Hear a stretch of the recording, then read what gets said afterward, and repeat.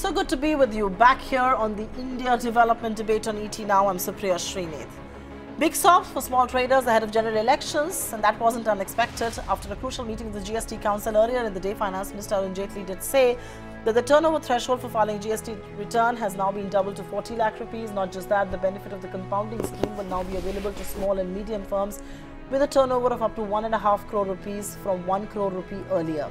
Under the compounding scheme, smaller firms can file GST returns once in a year as compared to the quarterly requirement for the big companies. The turnover limit for the composition benefit for the services sector will now be 50 lakh rupees. Jaitley says the revenue shortfall due to today's decision will be negligible, although the twin moves will considerably ease the tax and compliance burden on MSMEs and also the SMEs.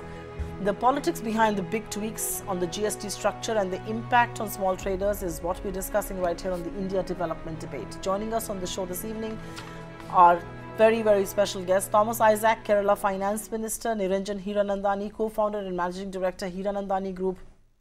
Of course, Mr.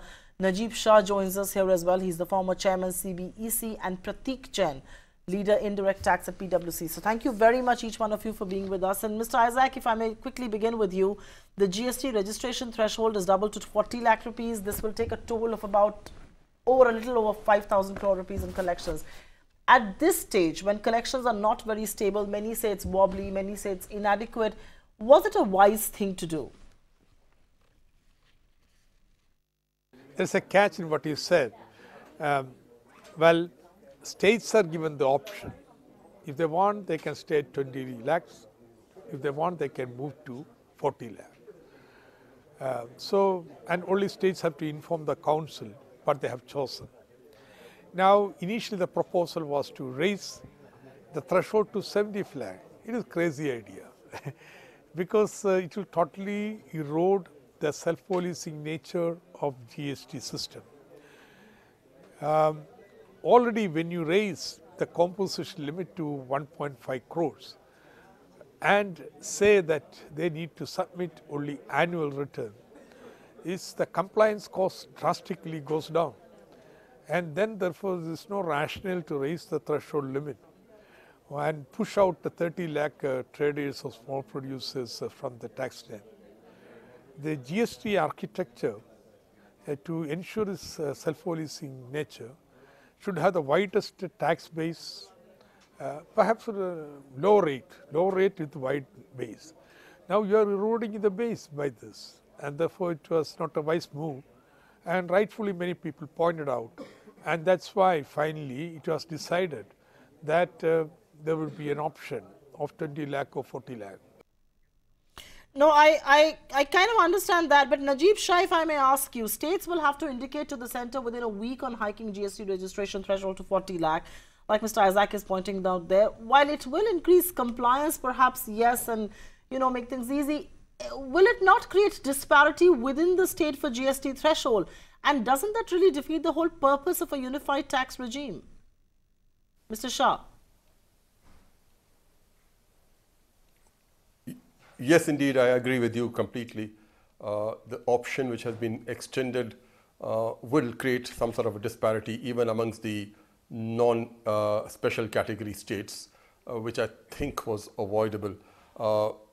Certainly, I must also point out, while there is likely to be some revenue impact, the administrative costs of dealing with small taxpayers is also substantial.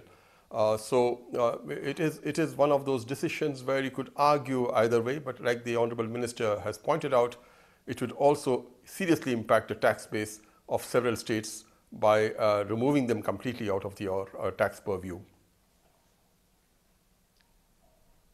No, fair point indeed, and I appreciate the candor. But Prateek Jain, whether it is composition limit, whether it is threshold, all of these things will perhaps make compliance easy. All of these things will perhaps simplify the GST. But simply put, and if I may actually say very bluntly put, this is then GST 2.0. This is what the GST should have been to begin with. You know, the simplification of this kind could have happened a lot earlier. Yeah, look, in hindsight you can say that, but I'm happy that as the government is realizing and the GST Council is realizing that smaller businesses need relief from compliances, because as Mr. Shah said, that cost of compliance and administrative cost also has to be seen. So I think it's good that they have refrained from increasing the limit to 75 lakh, which was the initial discussion, because that would have meant that a lot of these small players would have been completely outside the net. And it's not only a question of collecting tax, it's also a question of not breaking the chain. So I think 20 to 40 looks reasonable to me. But this has only been done for supplier of goods and not for services. I mean, ideally, because GST is a common tax on goods and services, you would want to have the same policy for goods and for services. However, for services, of course, as you know, that the composition limit has been extended to up to 50 lakhs. But there also you have introduced a new tax slab of 6%, which was not there earlier.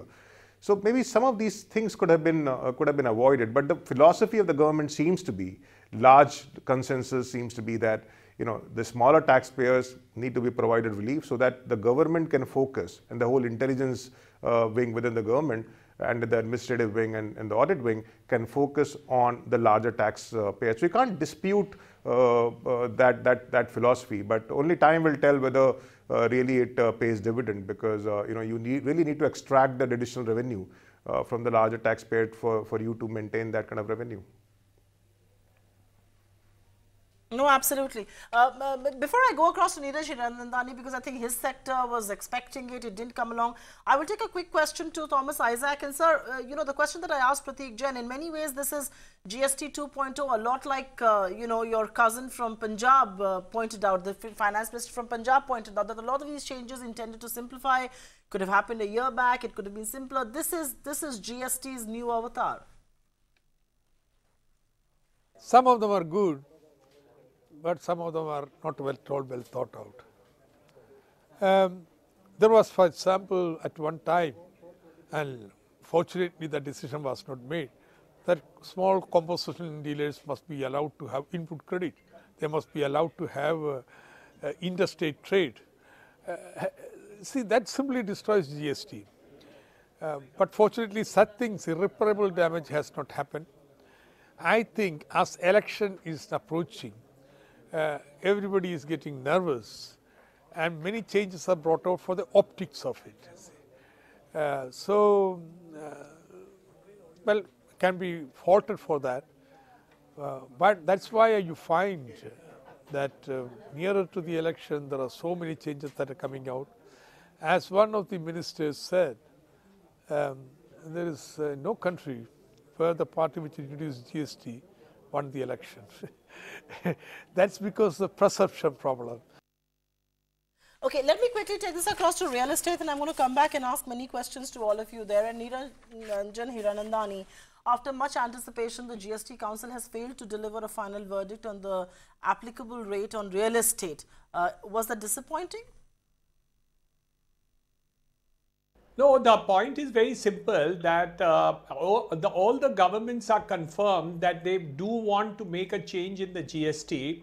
The consumer resistance has become quite high, and they do feel that there is a very, very high rate of GST in terms of 12% and 8% for affordable housing. The whole suggestion has been revolving, wherein the government came back with certain suggestions, namely that there should be 5% GST without any ITC or the tax credits to be given, input tax credit. Now, the point is very simple, whether you do 5% without input tax credit or 8% with input tax credit are two issues really which needs debating.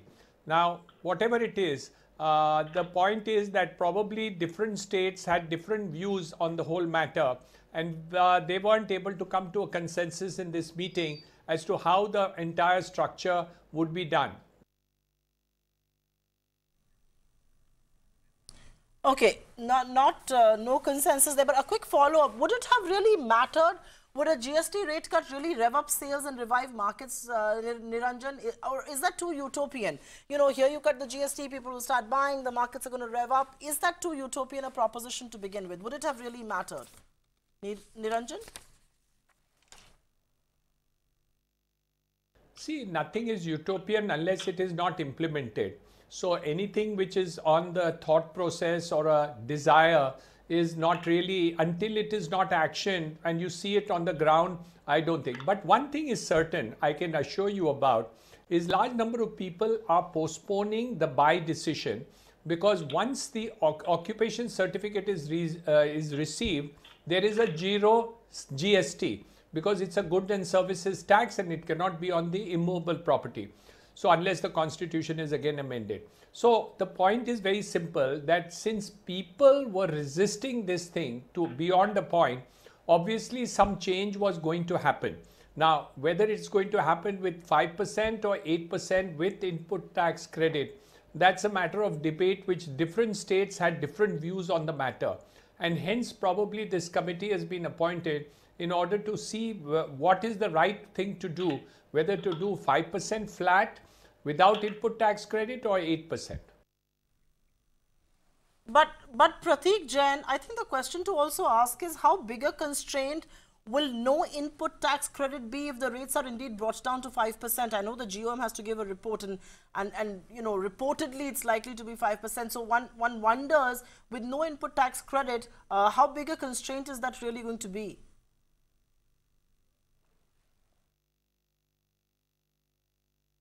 Policy to restrict for any sector the input credit, and more so for real estate, because you really want to formalize the large segment of real estate which is not yet formalized, right? So as soon as you restrict the input credit, the cash transaction tends to come back in the system, because you know, as a let's say a real estate builder, you don't have any incentive to purchase you know, on payment of tax, because you're not getting offset, right? So I think the better policy, better thinking would be to reduce the tax rate, you know, from 12% to 8%, but without restriction of input credit.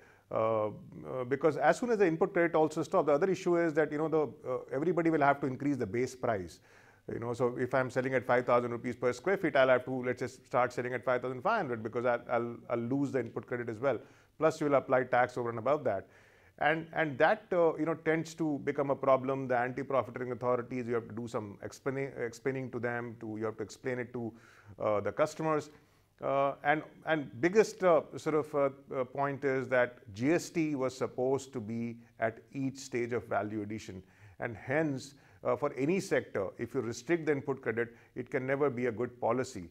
The long-term solution, however, for real estate, to my mind, is that to bring the entire real estate under GST, you know, get sort of stamp duty out of the way, and it will you know, sort of remove all the sort of obstacles that were highlighted, that today if the constructed property is sold, there is no GST, and when under construction property is sold, there is a 12% GST, except for affordable housing. So I think that's a long-term sort of play. But in the short term, I hope that the group of ministers do look at this from that perspective, from the overall GST policy standpoint, and don't sort of go for a restriction of input credit. No, I understand that, but Najib Shah, I think you're best placed to answer this question, that lower rate would perhaps have been a setback as far as, you know, affordable housing is concerned. Could that have been one of the reasons why this has been sent to the GOM? Because affordable housing is obviously one of the mainstay of policy making right now.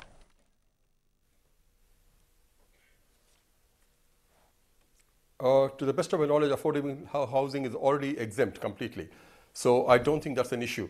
Real estate has always been contentious, because I think the government has also looked at the possibility of bringing in land also within the ambit. So you get the value of the land and you get the entire chain, and I fully agree with Prateek that input tax credit ought not to be blocked at all, because that gives way to a lot of other issues and problems. So ideally, a rate without any input tax credit being stopped would bring the entire sector into the fold, including land, also the value of land. if that one can go through though. Thomas Isaac, sir, we are obviously going to be in election mode right now if we already are not. How realistically do we expect this to actually go through before elections? Is it going to be possible because the matter is now with the GOM? Realistically speaking, is this going to happen before elections? Very likely there could be another GST Council meeting and a decision could be made. There are certain issues which are conceptual. Can GST be imposed upon immovable property? That is question number one. Because now under the present proposal which came to the consideration of the council, the composition rate of 5% is on the total value. No abatement is given for land value. Secondly, there are a large number of practical issues. Practical issues is composition by project or by the registrant as a whole. Like that, a number of practical issues which need a serious consideration. That's why it's given to a ministerial committee. I think it will come back to a council even before the election. Okay. Okay, let me, I think I've got very little time left on the show, I think about 5-6 minutes. I will take this across to Niranjan Hiranandani and then I want to come back to SMEs really. And Niranjan, I think one of the questions that I do want to ask you is that for a very long time it was believed that house sales have been deferred because people obviously were in anticipation of the GST, people did not want to take a call. Now that this goes to the GOM, what sort of a sales demand dynamic do you see evolve? Will sales continue to be suspended and you know, given your industry has been battling through some tough times right now? See, the point is very simple. The person who wants to buy a house is going to buy a house any which way. The point is that he or she will definitely postpone buying if he expects that the GST amount is going to come down in the case of under construction housing. So obviously the sales in respect of under construction housing for buildings which are close to ready will not take place and closures will not happen. But those where the projects are just beginning, a large number of people will pay because the GST will be paid on the amount which is paid. So if you're paying 10% on it, you will pay 12% on it on the amount received. And then when the further GST is reduced on the further amounts, it will be reduced. So I think the benefit will go to everybody as far as that is concerned. So those who are close to completion of building will not do closures. That is a correct view that you have given. Isaac, I think people are curious to find out what items will the Kerala cess be imposed on and how much would you realistically raise from that? And because obviously you go to rebuild Kerala through that money and you know, this has come in. One is curious to know that from you. After 2 years, I am getting some legislative power to announce tax in the assembly. Let me do it in the assembly, not through the television. Yes, it will be stated in the budget session. Okay, I will take you know, technical questions with Najib Shah and Prateek Jain at this stage. And Najib Shah, you know, obviously a lot of these decisions were taken keeping the SMEs in mind. You know, their backs being broken through GST, they suffered through demonetization. How much of resurrection can happen with the moves that are announced today, whether it is the composition scheme, whether it is, you know, the threshold being doubled? What sort of resurrection can we realistically see in the SME, MSME stage?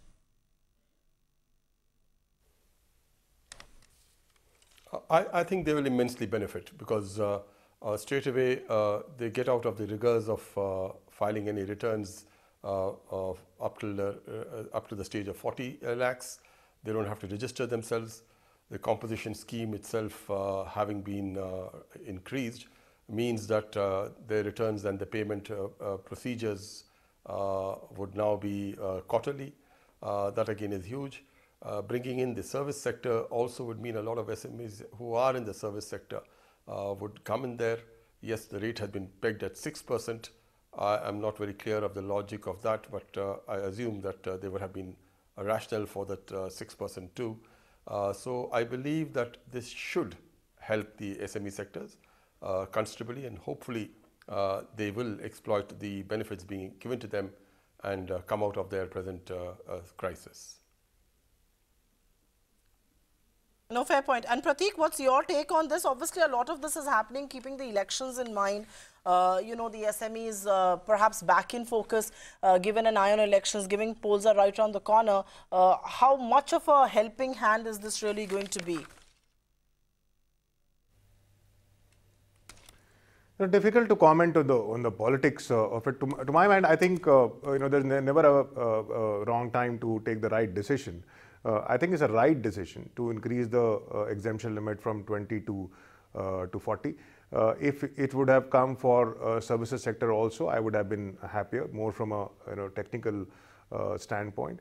But I think we will have to also simultaneously watch out for tax evaders. So you don't want businesses to start splitting their business into, let's say, 5 and start exploiting that, which tends to happen very quickly in these kind of situations. So the data that government already has of a lot of these businesses who might now be be exempted, that data also needs to be analyzed. You just don't want people to misuse that.